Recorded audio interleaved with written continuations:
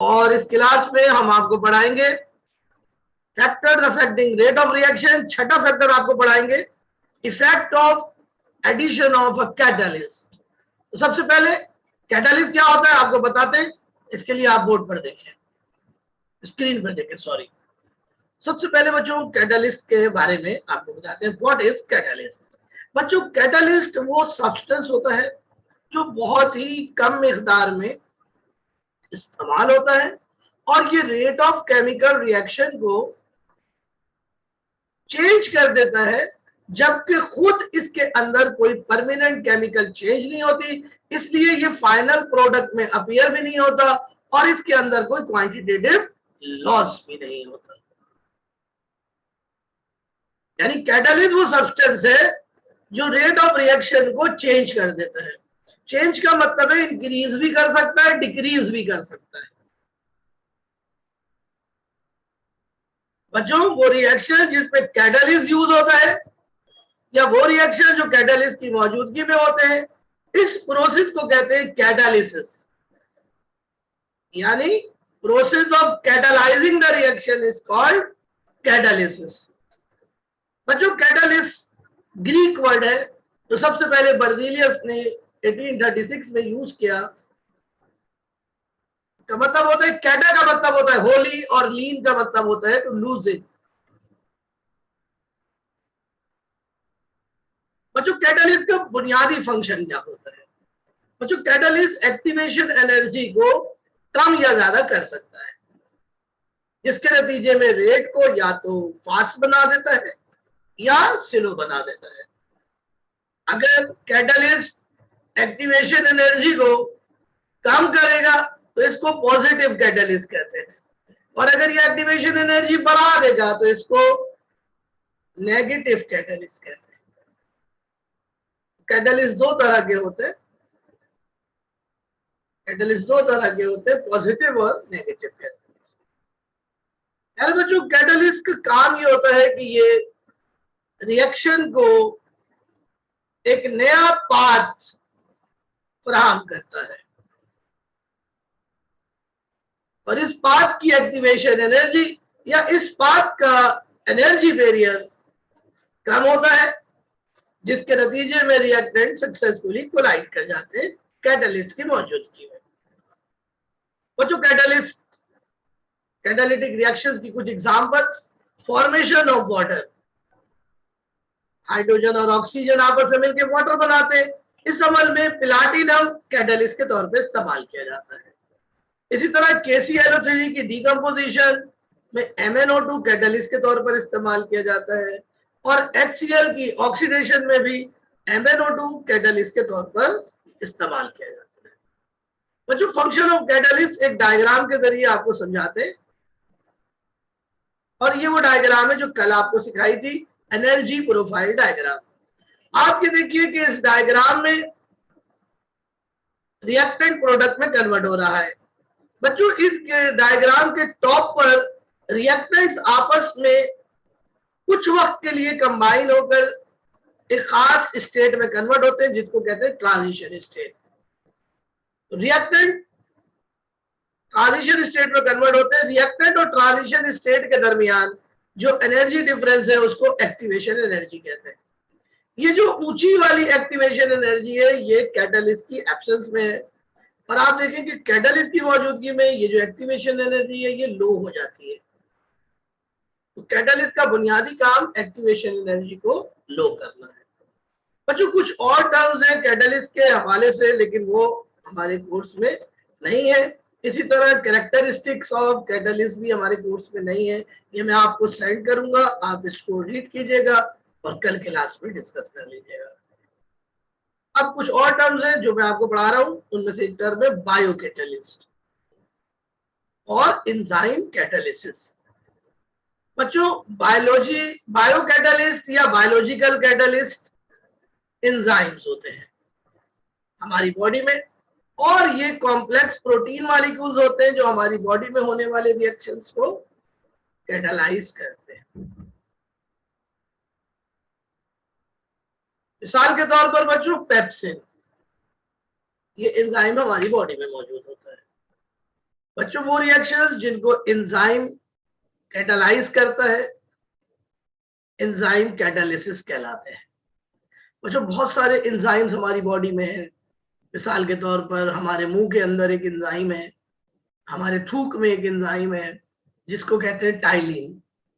ये स्टार्च को maltose sugar में कन्वर्ट करता है। हमारे पेट के अंदर एक एंजाइम है पेप्सिन, गैस्ट्रिक जूस में ये एंजाइम होता है और ये पेप्टाइड्स को और प्रोटीन्स को हाइड्रोलाइज करता है, यानी तोड़ता है।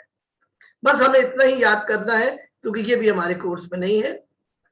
तो एक और टर्म है जी auto catalyst and auto catalysis. बच्चों बाद औक़ात रिएक्शन में बनने वाला प्रोडक्ट उस रिएक्शन के लिए कैटलिस्ट का काम करता है। इस प्रोडक्ट को फिर कहते हैं ऑटो कैटलिस्ट और इस अमल को कहते हैं ऑटो कैटालिसिस। मसलन एजिंग। बच्चों जब हम बूढ़े होते हैं तो एजिंग के अंदर हमारे ओल्ड सेल्स बनते हैं। बच्चों ये ओल्ड सेल्स एजिंग के अमल को तेज कर देते हैं। तो अगर एज सेल हमारे बन गए, हमारे बूढ़े सेल बन गए, तो फिर हमें बूढ़ा होने से कोई नहीं रोक सकता। क्यों? क्योंकि जो बूढ़े सेल है वो ऑटो कैटालिस्ट के तौर पर एक्ट करते हैं। इसी तरह बच्चों रस्टिंग का नाम आपने सुना होगा। रस्टिंग में लोहे के ऊपर एक ब्राउन रंग की लेयर बन जाती है, इस लेयर को रस्ट कहते हैं। रस्टिंग ऑफ आयरन का प्रोडक्ट है।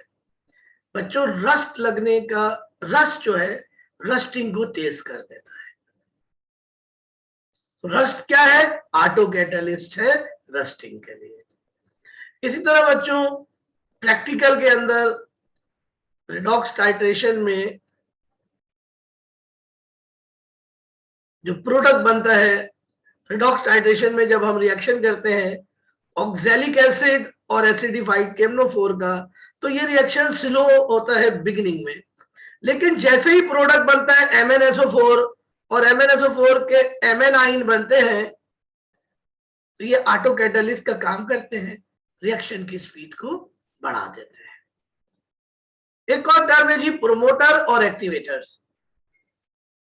बच्चों प्रोमोटर या एक्टिवेटर्स को हम कहते हैं कैटालिस्ट फॉर अ कैटालिस्ट, यानी ये वो सब्सटेंस है जो कैटालिस्ट की कैटालिटिक एबिलिटी को बढ़ा देते हैं, यानी ये कैटालिस्ट को जगाने का काम करते हैं। मिसाल के तौर पर बच्चों कॉपर या टिलोरियम, निकेल कैटालिस्ट के लिए प्रोमोटर का काम करता है हाइड्रोजिनेशन ऑफ वेजिटेबल ऑयल्स से। इसी तरह K2SO4 प्रोमोटर का काम करता है V2O5 के लिए, V2O5 कैटालिस्ट के लिए कांटेक्ट प्रोसेस में, ये सेकेंड ईयर में आप पढ़ेंगे। इसी तरह मोलिब्डेनम और K2O और high melting oxides like Al2O3 Cr2O3 और रेयर अर्थ ऑक्साइड प्रोमोटर का काम करते हैं हेबर प्रोसेस में आयरन कैटालिस्ट के लिए। ये मुख्तलिफ प्रोमोटर्स है, ये आपको याद करने पड़ेंगे। एक और टर्म है जी कैटालिटिक पॉइजनिंग। बच्चों कैटालिस्ट बड़ा सेंसिटिव होता है। अगर रिएक्टेंट्स में इंप्योरिटीज मौजूद हो तो कैटालिस्ट डीएक्टिवेट हो जाता है और अपना काम करना छोड़ देता है। डीएक्टिवेशन ऑफ कैटालिस्ट को कैटालिटिक पॉइजनिंग कहते हैं। और बच्चों वो इंप्योरिटीज जो के कैटालिस्ट को डेड कर देती हैं, इनइफेक्टिव कर देती हैं, वो कहलाती है कैटालिटिक पॉइजन।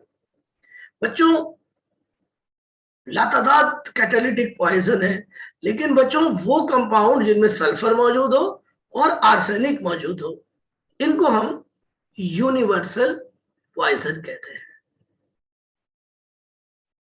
तो ये बच्चों एग्जांपल से बात सुने, हेबर प्रोसेस में अगर कार्बन मोनोऑक्साइड इंप्योरिटी के तौर पर मौजूद हो तो जनाबे वाला ये आयरन कैटालिस्ट को खराब कर देती है। इसी तरह बच्चा कोलाइडल प्लाटिनम कैटलिस्ट होता है H2O2 के लिए। तो ये प्लाटिनम कैटलिस्ट खराब हो जाता है अगर जरा सी भी HCl की इम्प्योरिटी मौजूद हो।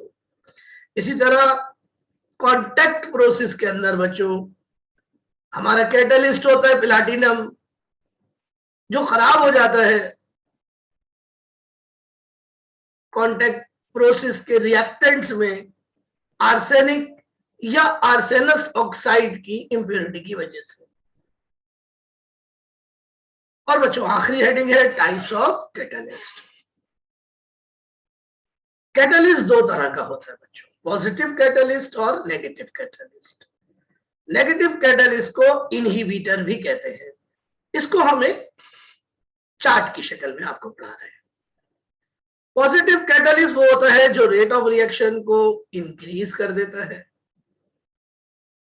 जबकि negative catalyst rate of reaction को डिक्रीज कर देता है। पॉजिटिव कैटलिस्ट एक्टिवेशन एनर्जी कम करता है और नेगेटिव कैटलिस्ट एक्टिवेशन एनर्जी बढ़ा देता है। पॉजिटिव कैटलिस्ट रिएक्शन को शॉर्टकट या लो एनर्जी पाथवे फराहम करता है, जबकि नेगेटिव कैटलिस्ट लॉन्ग और हाई एनर्जी पाथवे फराहम करता है। पॉजिटिव कैटलिस्ट की मौजूदगी में टोटल मॉलिक्यूल्स का ज्यादातर हिस्सा इनफ एनर्जी का हामिल होता है और सक्सेसफुल कोलिजन कर सकता है, जबकि नेगेटिव कैटलिस्ट में रिएक्टेंट्स के टोटल मॉलिक्यूल्स का ज्यादातर हिस्सा उस एनर्जी से महरूम होता है जो कि सक्सेसफुल कोलिजन करने की सलाहियत रखते हैं। बच्चों ये कुछ एग्जांपल्स है, ये आपको याद करनी पड़ेंगी। अभी मैंने थोड़ी देर पहले बताया कि ClO3 की डिकम्पोजिशन में MnO2 कैटलिस्ट के तौर पर इस्तेमाल होता है, पॉजिटिव कैटलिस्ट के तौर पर। इसी तरह बच्चों एक गैस है लाफिंग गैस N2O। यहां पर बच्चों traces of chlorine positive catalyst के तौर पर इस्तेमाल होती है। यहां पर बच्चों नेगेटिव कैटलिस्ट की एग्जांपल है H2O2 की डिकम्पोजिशन रोकने के लिए हम ग्लिसरीन को नेगेटिव कैटलिस्ट के तौर पर इस्तेमाल करते हैं। इसी तरह बच्चों क्लोरोफॉर्म का नाम आपने सुना होगा। क्लोरोफॉर्म को हवा में रखें तो वो ऑक्सीडाइज हो जाता है, जिससे खराब हो जाता है वो। हमें ये ऑक्सीडेशन रोकनी होती है। इस ऑक्सीडेशन को रोकने के लिए हम 2% इथाइल अल्कोहल इस्तेमाल करते हैं। ये नेगेटिव कैटलिस्ट होता है इथाइल अल्कोहल। तो बच्चों ये एग्जांपल आपको याद रखनी है, ये एमसीक्यूज में आती है। और यहीं पर हमारा चैप्टर जो है बच्चों वाइंड अप हो गया है। और अब हम आपको कराने जा रहे हैं इस चैप्टर के न्यूमेरिकल्स। तो आप लोग अपने पास हेडिंग लगा लें। नहीं बेटा तैयबा ये कोर्स में नहीं है, लेकिन पेपर में आ जाते हैं ये।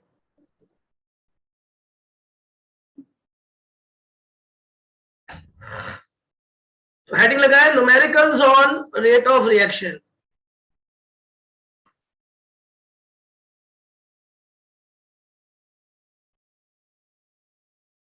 और यहां पर बच्चों आप लोग हेडिंग लगाएंगे,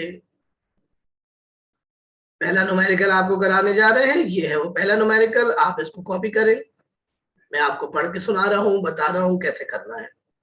for a reaction 2A + B = A to B, calculate rate of reaction. हमें रेट ऑफ रिएक्शन निकालना है when initial concentration of both the reactant is 0.1 mole per dm³ and rate constant is 3.02 into 10⁻⁻⁴। ये बच्चों आपकी book में numerical दिया हुआ है। रेट कांस्टेंट का यूनिट भी नहीं दिया हुआ है, रेट कांस्टेंट का यूनिट भी नहीं दिया हुआ है, जो कि देना चाहिए था, जो कि देना चाहिए था। तो इसका यूनिट जो है वो, क्योंकि रिएक्शन थर्ड ऑर्डर है, तो थर्ड ऑर्डर का जो यूनिट होता है वो मैं यहाँ पे लिखता हूं।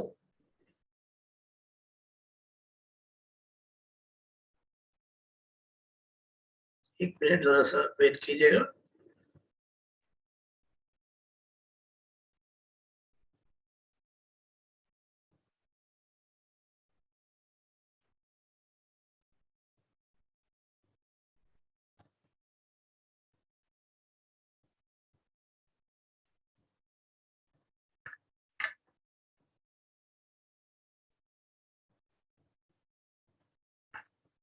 तो ये इसका यूनिट होना चाहिए DM6 whole inverse square second inverse.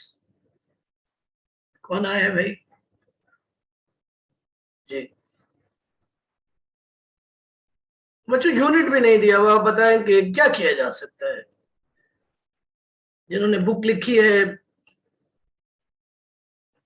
वो उन्होंने पता नहीं कैसे लिखी है बुक। तो बच्चों हमें कंसंट्रेशन गिवन है और हमें रेट कांस्टेंट गिवन है। तो आइए इस न्यूमेरिकल को बोर्ड पे करते हैं। तो आप बोर्ड पर देखिए।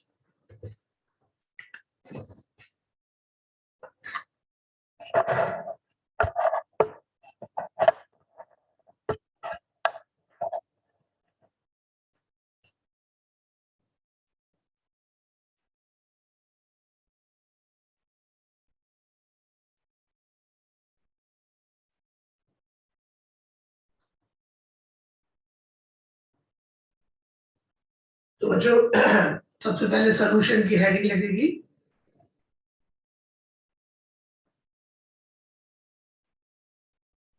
और फिर उसके बाद हम इक्वेशन लिखेंगे। इक्वेशन हमें दी हुई है 2a plus b is equal to product a to b।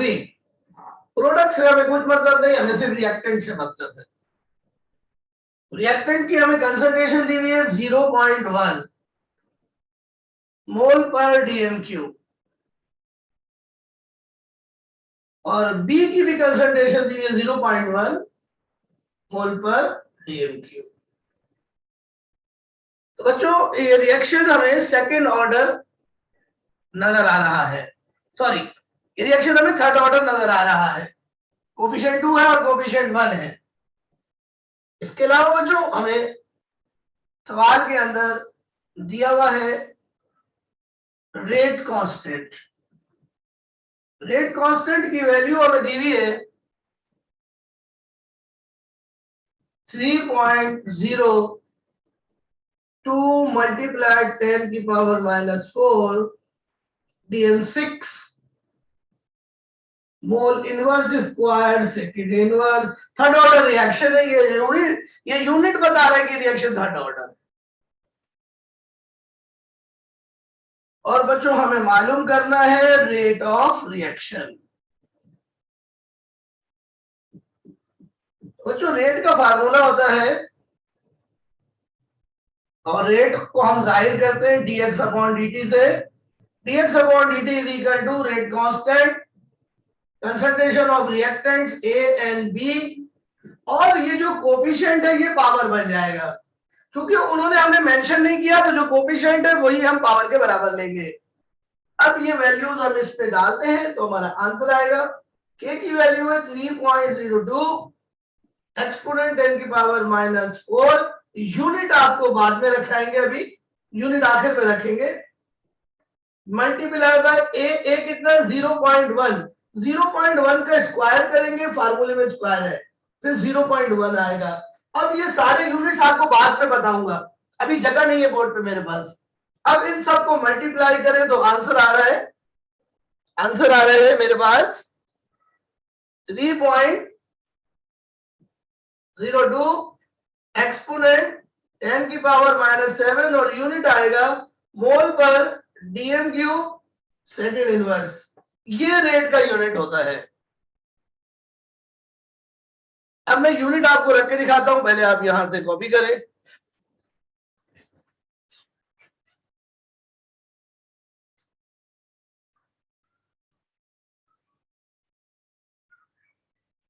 जी अब आपको नजर आ रहे हैं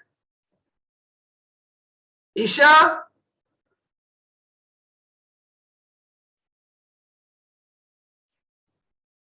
हेलो हेलो बेटा, नजर आ रहे हैं सबको?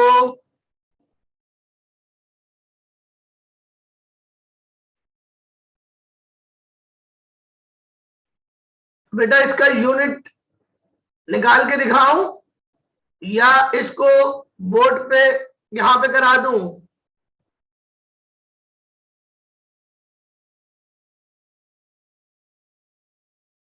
ठीक है जी, तो मैं इसका यूनिट आपको बताता हूं, देखें जी सब बच्चों के साथ।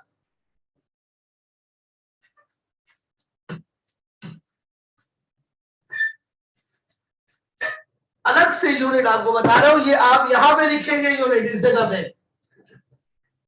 इस जगह पे आप यूनिट्स लिखेंगे। तो देखिए यूनिट था के का, के का यूनिट था DM6 mole inverse square second inverse multiply bye फिर यूनिट है ए का यूनिट था मोल पर डीएम क्यूब, मोल पर डीएम क्यूब, मोल पर डीएम क्यूब का स्क्वायर मल्टीप्लाई मोल पर डीएम क्यूब एक दफा। अब आप देखिए कि यहां पर DM6 है, DM6 mole inverse square second inverse multiply by, ये हो गया जी mole square upon DM6 multiply by mole per DM cube. तो यहां से देखो बेटा, मोल इनवर्स से मोल स्क्वायर कैंसिल हुआ, DM6 से DM6 कैंसिल हुआ, तो ऊपर बचा मोल, नीचे बचा डीएम क्यूब और नीचे बचा सेकेंड इनवर्स। तो यूनिट हो गया मोल डीएम क्यूब इनवर्स, ये ऊपर चला गया, और सेकेंड इनवर्स, और यही हमारा फाइनल यूनिट आया था। ये थर्ड ऑर्डर रिएक्शन है। यस तैबा, ये थर्ड ऑर्डर रिएक्शन है, बिल्कुल सही है। अब बच्चों एक न्यूमेरिकल और करते हैं, ठीक है? तो आप स्क्रीन के ऊपर देखिए।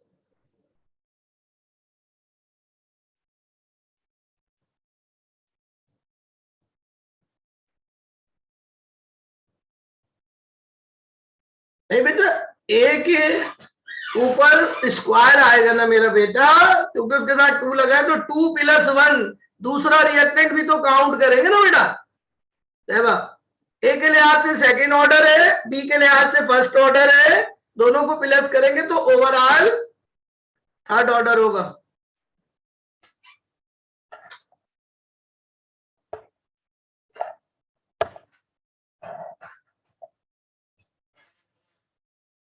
ओके बेटा, ठीक है।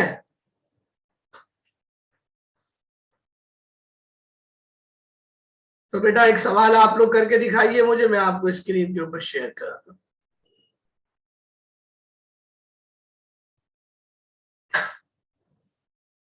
और सवाल जो है वो ये है, सवाल बहुत इंपॉर्टेंट क्वेश्चन है ये, आप इस सवाल को कॉपी कीजिए।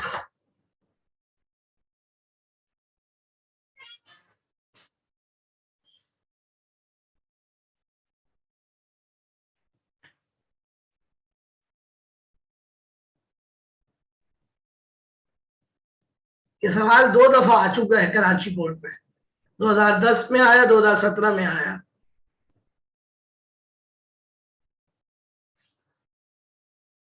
सवाल को कॉपी कीजिए जल्दी से। तो इसके 3 पार्ट हैं। पहले पार्ट में आपने रेट एक्सप्रेशन लिखना है, रिएक्शन सेकंड ऑर्डर है क्योंकि उन्होंने बताया नहीं है, तो जो कोफिशिएंट है उसी के हिसाब से हम ऑर्डर डिसाइड कर लेंगे। पहले में आपको मालूम करना है इनिशियल रेट, और दूसरे में आपको मालूम करना है रेट कांस्टेंट।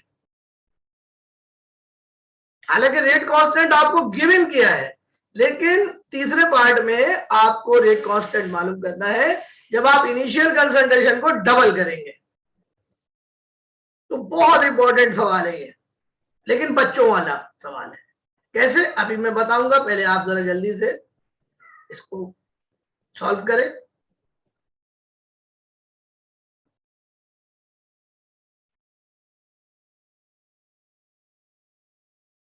हरी अब जल्दी से भाई।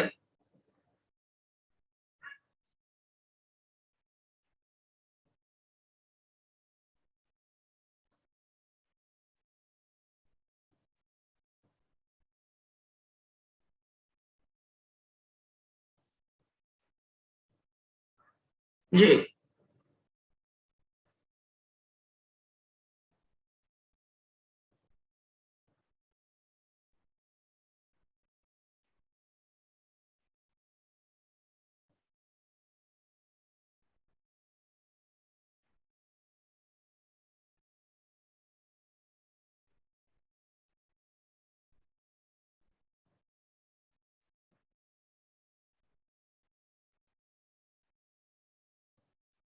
तो बच्चों टाइम मेरे पास कम रह गया है, जल्दी से आप इसकी मुझे सोल्यूशन दिखा दें अगर कर रहे हैं, वरना मैं आपको सॉल्व करा रहा हूँ बोर्ड पर।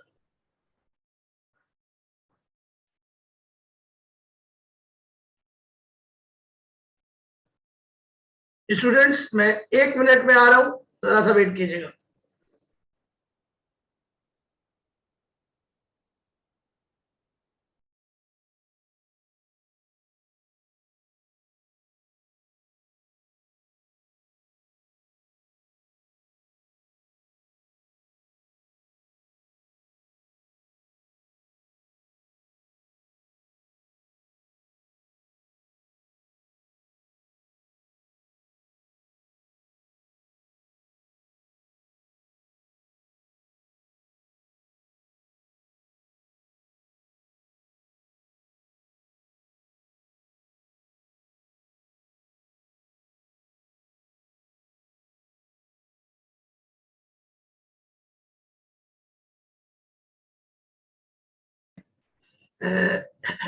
रेट एक्सप्रेशन निकालना है।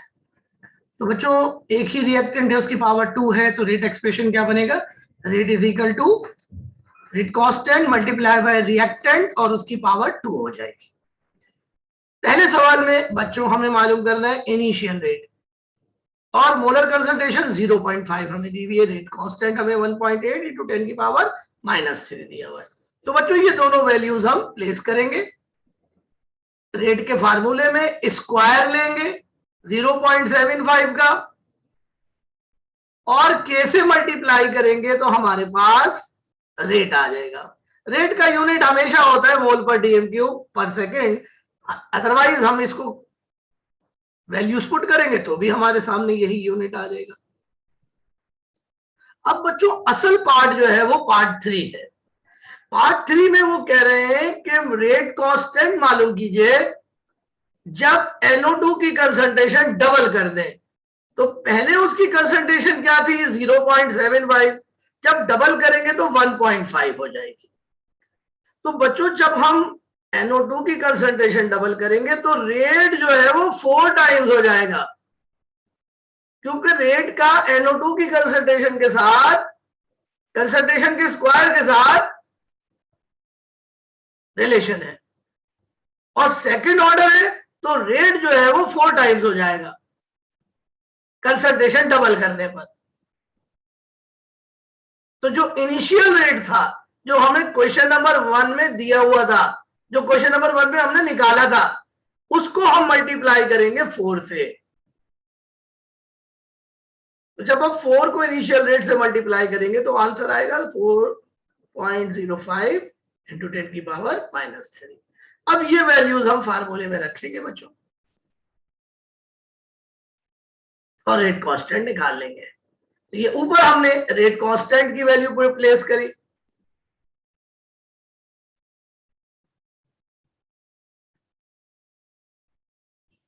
ये रेट कांस्टेंट की वैल्यू प्लेस करी, ये कंसंट्रेशन NO2 की प्लेस करी जो कि डबल कर दी हमने 0.75 से, उसका स्क्वायर लेंगे और फिर जब हम बच्चों ये कैलकुलेशन सॉल्व करेंगे तो हमारे पास रेट कांस्टेंट आएगा जिसकी वैल्यू वही होगी जो कि पहले हमें दी हुई थी, क्योंकि रेट कांस्टेंट इनिशियल कंसंट्रेशन के ऊपर डिपेंड नहीं करता।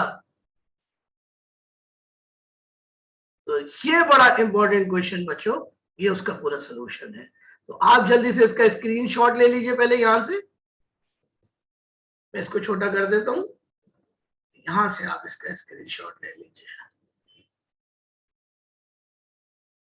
इसका स्क्रीनशॉट ले लीजिए, अरे आप जल्दी से ले लीजिए, टाइम खत्म होने वाला है।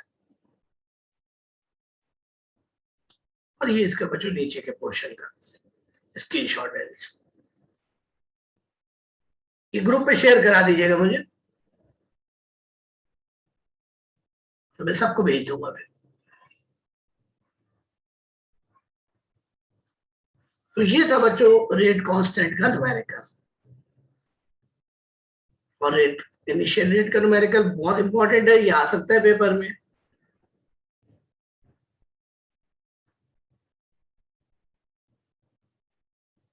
तो मैं शेयरिंग स्टॉप कर रहा हूं। तो बच्चों अब जो कॉन्सेप्चुअल में न्यूमेरिकल्स है रेट के, वो आपको करने हैं बेटा, और वो मुझे आप चेक करा दें कल या परसों, ठीक है। तो ये आज की क्लास थी हमारी, यहाँ पे हमारा चैप्टर 8 वाइंड अप हो गया है। कल जब आप आएंगे तो इंशाल्लाह जो रिमेनिंग टॉपिक्स है वो आपको वाइंड अप करा दूंगा, आरएनएस थ्योरी और जो बाकी टॉपिक्स है, ठीक है। तो आज के लेक्चर के हवाले से क्लास हमारी खत्म हो गई है, चैप्टर 8 खत्म हो गया है। आज मैंने आपको इसका रिड्यूस सिलेबस भी भेज दिया है, उससे याद करें, ठीक है। तो फिर आपसे कल मुलाकात होगी। अगर आपको कोई क्वेश्चन कर रहा है तो आप कर सकते हैं बेटा।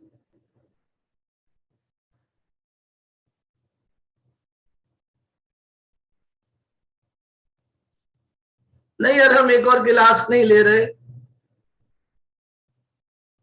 अगर हम बच्चे कम आए उनका नुकसान हो जाएगा, आरएनएस थ्योरी उनकी निकल जाएगी बेटा। बच्चे कम आए तो कल लूंगा क्लास।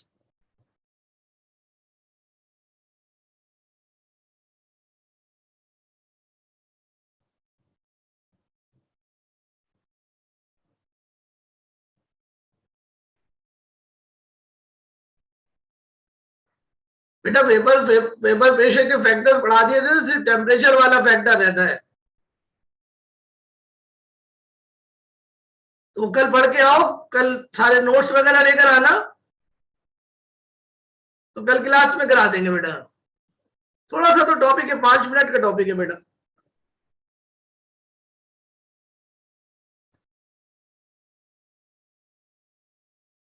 ओके भाई। तो बच्चों क्लास खत्म करते हैं, इंशाल्लाह कल आपसे मुलाकात होगी। अल्लाह हाफिज, टेक केयर।